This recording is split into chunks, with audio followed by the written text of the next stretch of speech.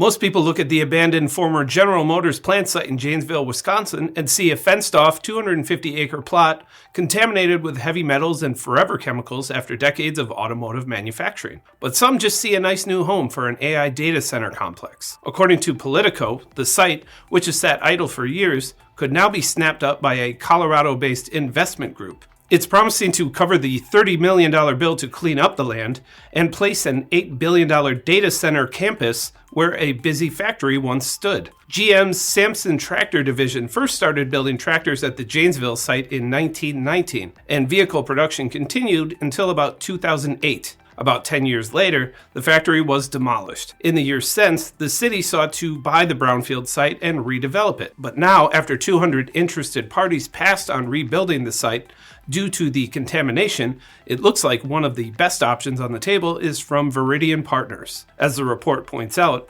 local unions are supporting the proposal, which has promised to create hundreds of permanent jobs and thousands of positions during the construction phase. Opponents have raised concerns about the vast levels of power needed for the data center, as well as its potential environmental impact on nearby residents. The project is facing a ballot initiative aimed at shutting it down, and a handful of anti-data center candidates running for city council. If the project does move forward, it could potentially validate the Trump administration's idea to convert old industrial sites into computing power for a hungry AI market. But it will need to win over the skeptics first.